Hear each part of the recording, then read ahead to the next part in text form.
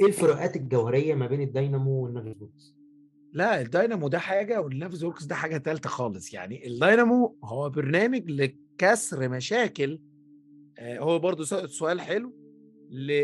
لكل ما هو بيتكرر بشكل روتيني وثابت وما فيش اي فكر وما فيهوش اي، هو هنا حل الداينامو او الداينامو بيخش.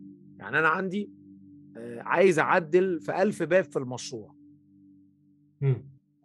بس البيبان دي كلها مختلفة عن بعض. يعني واحد كنت هقول له مثلا 1000 باب، هيقول لي ماشي، هتمسك التايب بتاع الباب ترميه في الفاميلي، تعدل التعديل تسمع خلاص خلص.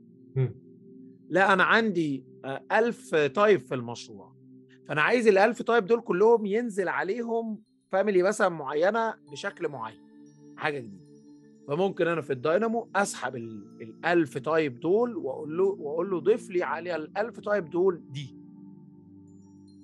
ففي تمام. ثانية يحلها. بدل ما انا كنت هجيب واحد يقعد يعدي لي على تايب يقعد يخش في الفاميلي يعدل فيها.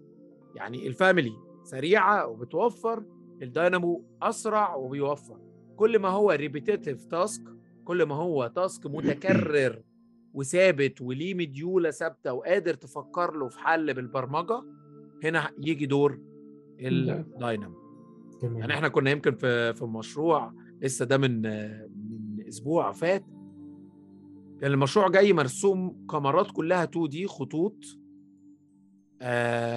وهم قرروا ان كل الخطوط دي تتحول لكاميرات.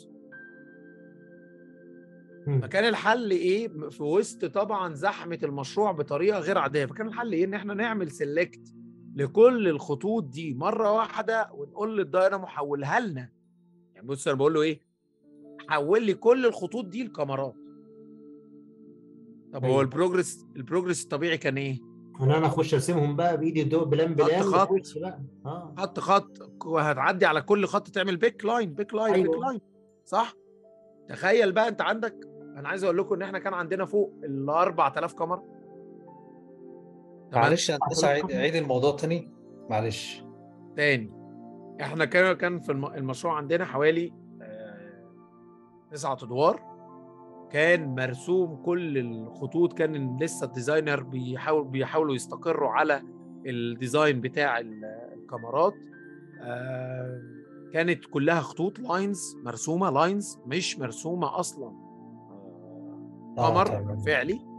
وقررنا ان احنا هنكمل بيم وهنشوف تعارضات ما بين الاركتكتشر والاستراكشر، عايزين نرسم كل الكاميرات دي. فكان الحل ان احنا نخش نعمل سيلكت لكل الكاميرات اللي قدامنا دي بايدينا كده على البلان، لان انا بقى عندي كمان خطوط كتير، انا عايز اصنف الخطوط، فكنت بقى عملت سيلكت كده لكل الخطوط هي ودخلت مرسومة على 2 دي يا هندسة صح؟ ايه مرسومه 2 مرسومة. دي اه وقلت للداينامو كل اللي انا اعمله سيلكت ده حوله لي من خط لكاميرا بنفس الطول. طب ايه نوع الكاميرا؟ نوع الكاميرا هو كذا 30 في 60. خلاص طق بقى الدور بيخلص معانا في قد ايه؟ بيخلص معانا في كليك. طب السكريبت برضه، عشان في ناس لما بنقول لها كليك كده تحس ان الموضوع ايه، لا السكريبت بقى والتظبيطه دي ممكن تبقى هتاخد منك ساعه ساعتين، بس بعد كده لما تيجي في مشروع جديد ويحصل فيها نفس المشكله ونفس القضيه دي، مش هتاخد ساعه ولا ساعتين، هتاخد منك دقيقتين يعني.